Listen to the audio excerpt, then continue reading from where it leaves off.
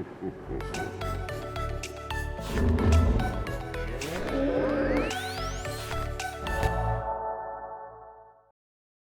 guys, I'm Emma with Servicescape and welcome back to Write On. Today we're going to be talking about what goes into writing an amateur sleuth ready to crack any case you lay down for them. But first, let's get into the history.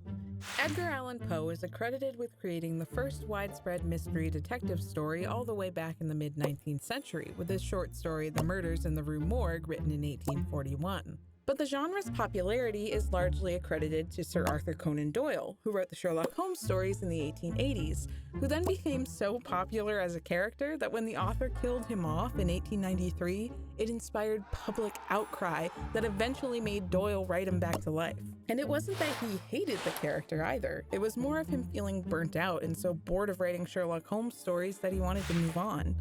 He told a journalist that he wrote to his mother in early 1891 saying that he was, and I quote, thinking of slaying Sherlock Holmes because the character, quote, takes my mind from better things. So maybe he did hate him. A little. Either way, this growing need for mystery fiction then made its way into the 1900s, where it was the subject of many pulp magazine stories that readers could easily access and do so for a reasonable price.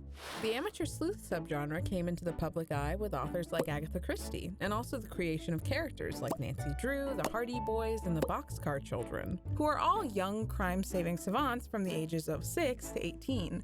And I just want to mention that the authors of the Hardy Boys and Nancy Drew, Franklin W. Dixon and Carolyn Keene, don't exist.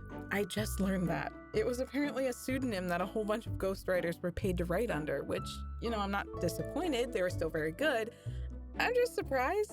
When I picked up The Secret of the Old Clock as an 8-year-old, I wasn't expecting to find out later in life that the author was the literary equivalent of Betty Crocker, who also isn't real. Yeah. Sweeping my smashed childhood illusions aside, these books feature brave, often young people who put themselves in the face of danger in order to solve mysteries that the police can't or won't. They're likable, smart, and all around a great example of what an amateur sleuth can be. Though these characters in particular may be a bit dated, this formula has carried over into lots of other media. Add a few extra teenagers to a Nancy Drew story, some adult dressed in a monster costume, and a dog that somehow speaks English, and you've got Scooby-Doo. Or add even more teenagers, befoul an equally dated but innocent comic series, and then sprinkle in some terrible dialogue and you've got Riverdale. I'd rather forget about that one. There are also some really great contemporary mysteries featuring amateur sleuths that I've really enjoyed, including Alan Bradley's Flavia de Luce mystery series and Mark Haddon's The Curious Incident of the Dog in the Nighttime. Not to mention, there are a ton of Sherlock Holmes spin-offs, which feature his non-canonical siblings or otherwise, like Nancy Springer's Enola Holmes series and Laurie R. King's The Beekeeper's Apprentice. If you have any personal favorite amateur sleuth novels you've enjoyed, let me know in the comments. I'd honestly love to read them. That being said, the amateur sleuth is one character trope that is still prevalent in media today. But what goes into writing one? The first thing we're going to talk about is establishing your character. One of the most important parts of writing an amateur sleuth is making sure they're believable. To do this, you have to define their positive traits, but also their fears and their flaws to make them more dynamic. Maybe your sleuth is analytical and able to pick up on clues others miss because of their hypervigilance, but they're impulsive and jump to conclusions quickly, a little too quickly. Flaws and fears make your character seem more human and can also be used against them as the story unfolds. If you find difficulty in coming up with an entire personality from scratch, it may be worth it to base the character off of yourself or someone else in your life. Take inspiration from the traits that you admire about them and use them in your story. When you have a few that you like, think about what sort of counter fears and flaws you could use to create tension or rising action along the way, and add them on as you see fit. From there, you can develop a backstory for your character, and give a reason as to why they are the way they are, making it easier in the long run to write from their point of view. The better you know your character, the easier it becomes to write about them. The next tip on our list is making sure that your character is likable. Think of it this way: if you're going to be reading from the perspective of another person, you don't want them to be annoying. It might be helpful to think of your character as an extension of what your reader would want to be if they were the amateur sleuth. They'd want to be brave, but not stupid, smart, but humble, likable and friendly, but maybe not to the extent that they let people walk all over them. Now that you have your character set up, it's time to give them a support system.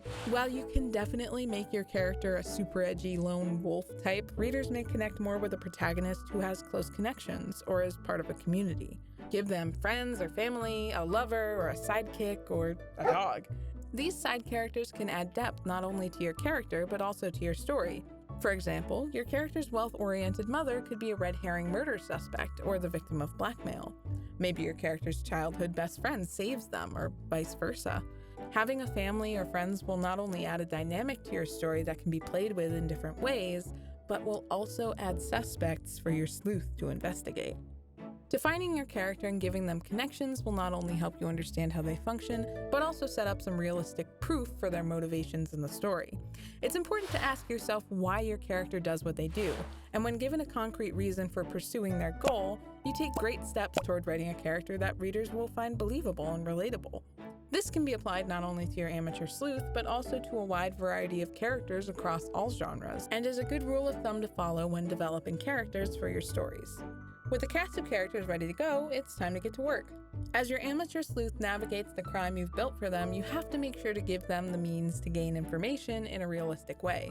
Maybe one of the friends they have is an officer on the police force willing to give them secret info. Or maybe your character specializes in a field that's related to the crime. Or maybe they're just really good at Googling things, which brings us to our next topic, technology. In a mystery fiction, technology can be incredibly useful. With social media, cell phones, and GPS, information is convenient to gather, but can also run the risk of being too convenient. Like I mentioned in our Technobabble episode, technology can often be used as a deus ex machina, and in a mystery, it's best to avoid that altogether. It's because of this that some authors aim to eliminate technology completely from their stories to avoid that problem entirely, leaving the character to fend for themselves. Maybe your story takes place in the middle of the woods or on some sort of technology-free business retreat. Maybe your character doesn't have cell phone service or even have a cell phone at all. Maybe it's like 1983 and the closest thing to the internet is a library-owned encyclopedia. Makes things a little bit more difficult. Now that your sleuth has uncovered their evidence in one way or another, it's time for some action. Conflict is a necessary part of any good story, and the promise of resolve is one thing that keeps readers turning pages. And your amateur sleuth should be ready to face the danger and excitement that come with fighting crime. But only sort of. An important thing to remember when you're writing about your amateur sleuth's dangerous adventures in the world of crime solving is that they are, well, amateurs. While it may be a fun idea to have a hardened, gun-toting, ultra-prepared main character saving the day, you have to remember that your amateur sleuth should be inexperienced. And you should use that inexperience to emphasize exactly how dangerous the situation is. Imagine if the only combat experience they've had was in a middle school self-defense class, and they show up to a high-activity location unarmed, getting themselves into a fight-or-flight situation which could be scary or comedic. It's here where your character's fears and flaws can come into play as well. They could have a fear of the dark and their only flashlight goes out during an investigation, or have a fear of high places and have to investigate the observation deck of a skyrise. They could be the type to hold grudges or refuse to talk to someone who has valuable information, or could be too trusting of someone who ends up stabbing them in the back, metaphorically or literally. It's really up to you, I guess. Making sure that your amateur sleuth is imperfect in the face of danger will help to create natural tension within your story and keep your readers on the edge of their seats. Writing an amateur sleuth, or any sort of mystery really, can be a daunting task, but by taking inspiration from the people around you, and even inspiration from yourself, you can piece together a protagonist who's ready to solve any mystery. In their own way, of course. Thanks for watching. If you liked this episode, consider giving us a like and subscribing to our channel. And if you've got any book recommendations, feel free to share them. I'd really love to hear about the mysteries you enjoy reading. Also, consider following our Twitter page. We post new content every single day, and we'd love for you to be a part of the community there. See you next time.